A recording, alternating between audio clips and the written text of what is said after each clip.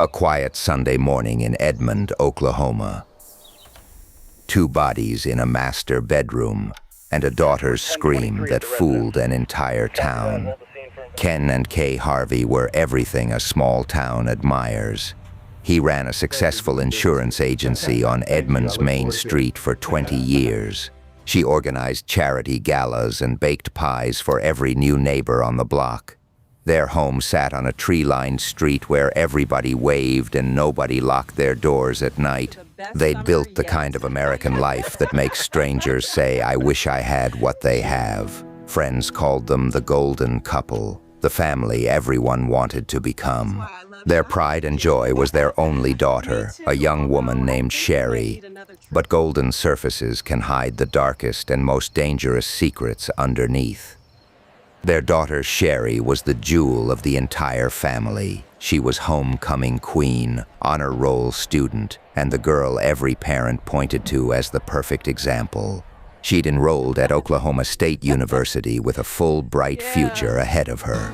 Her boyfriend, Shane Schrader, drove a pickup truck and wore a varsity letter jacket everywhere he went. Together, they looked like a living postcard from small-town America in the heartland. On March 18, 1990, Sherry and Shane returned home from a weekend trip to visit friends. Sherry's screams carried all the way across the yard to the neighbor's front porch. She'd found her parents lying in pools of blood in the upstairs master bedroom.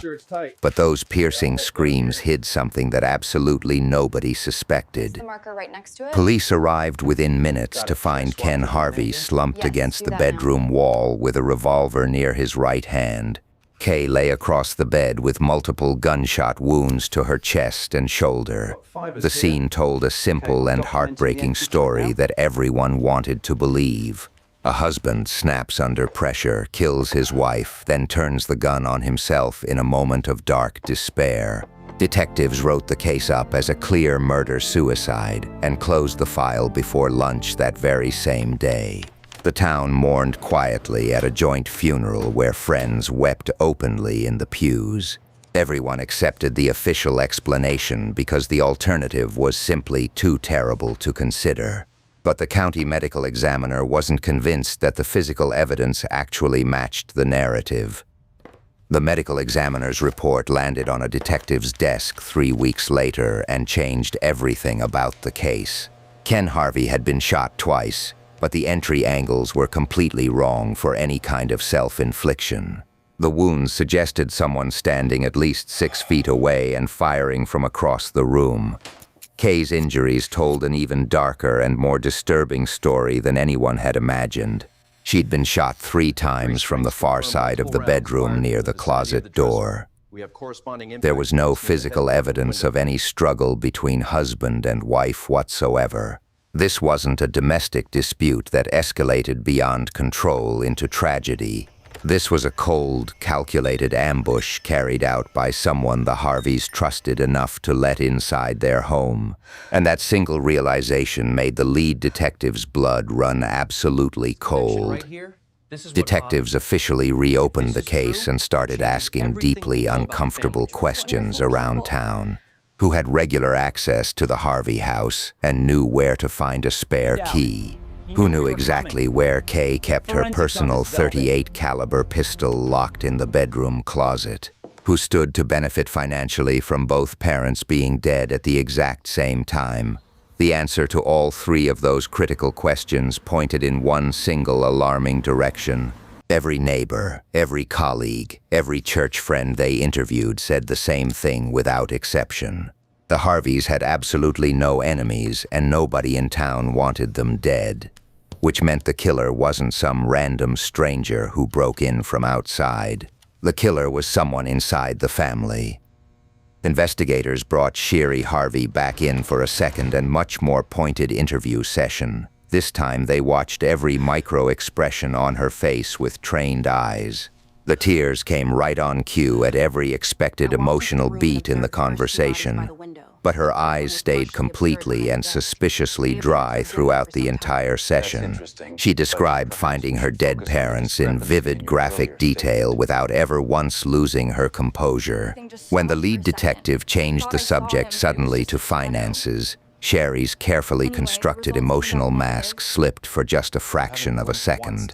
She glanced sideways at Shane before answering the money question with a rehearsed response.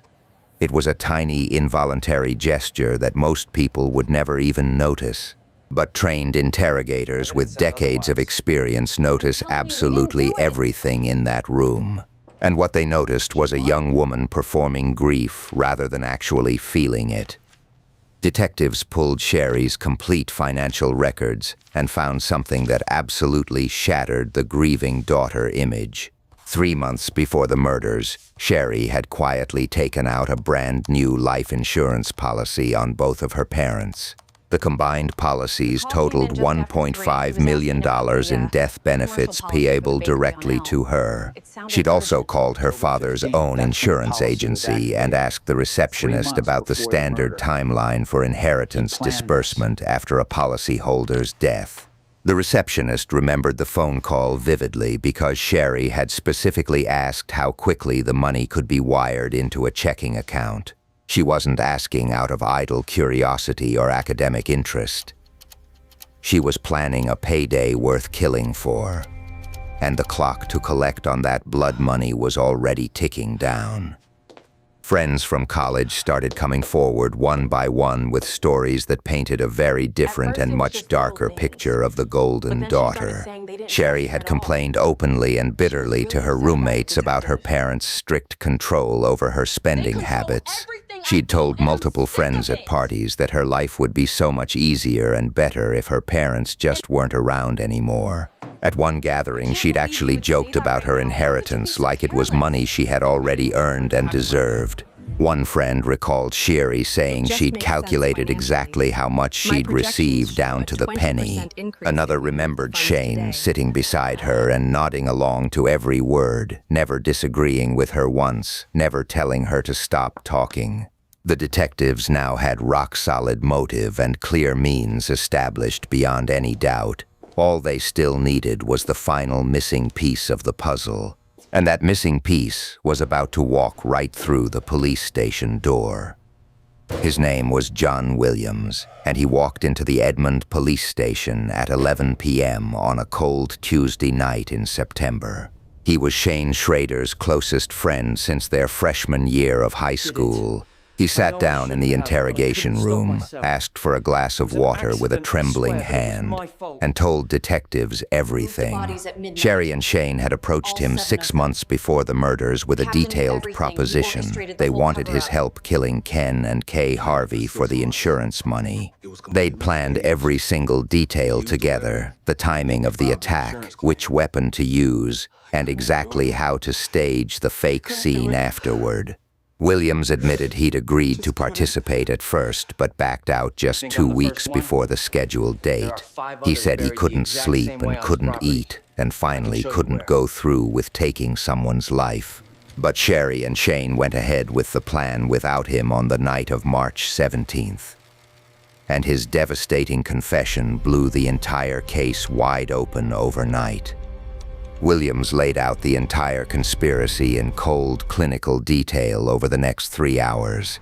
Sherry had personally chosen the date of March 17th because she and Shane would be away visiting friends that entire weekend, creating an airtight alibi with multiple witnesses. She knew exactly where her mother kept the .38 caliber pistol locked inside the upstairs bedroom closet safe. The plan was brutally simple. Enter the house while her parents slept, use Kay's own registered gun, and arrange the entire scene afterward to look like Ken had snapped under pressure. Every single detail was specifically designed to exploit the common murder-suicide assumption that small-town police departments almost always accept.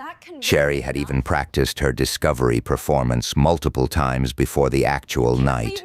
She'd rehearsed the 911 call sitting on Shane's apartment couch, perfecting the exact pitch and timing of her screams until they sounded completely genuine and spontaneous.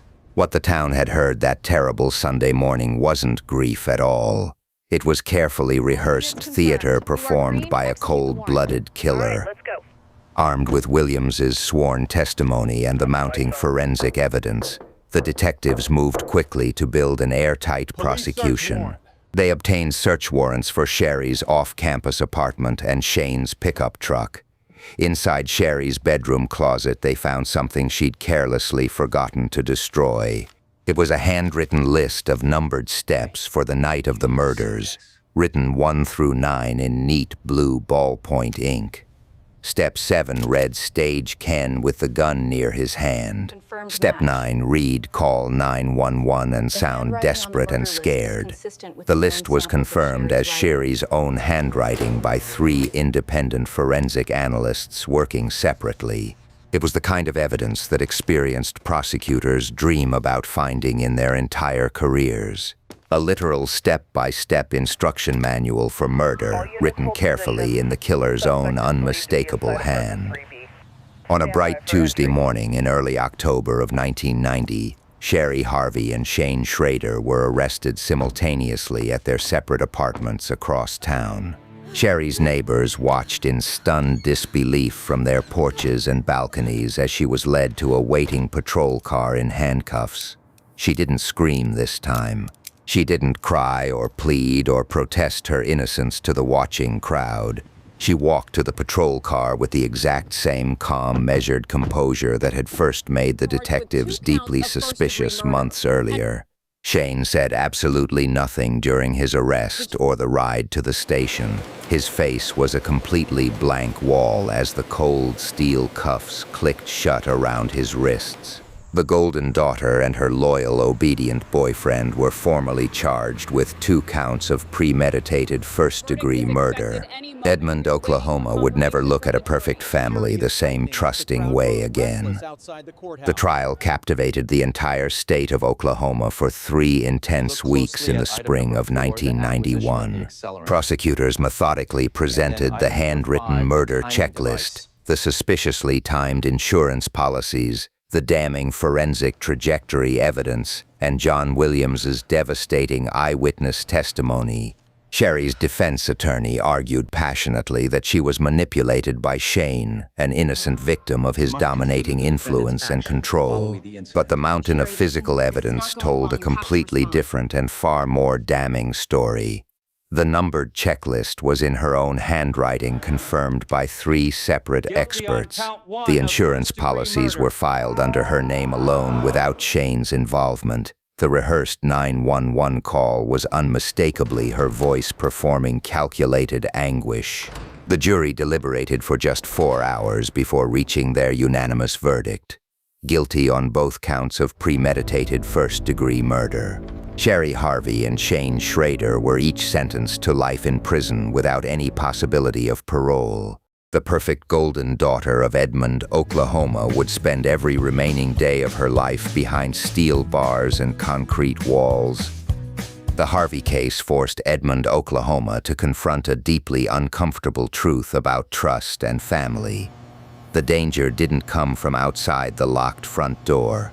It came from inside the family portrait hanging proudly on the hallway wall. Ken and Kay Harvey did everything right by every measure their community valued. They built a beautiful home, raised a daughter with every advantage and opportunity, and trusted her completely with their lives. That absolute unconditional trust became the very weapon she used to destroy them both. Today, their house on the tree-lined street belongs to strangers who moved in years later and have no idea what happened in the upstairs master bedroom.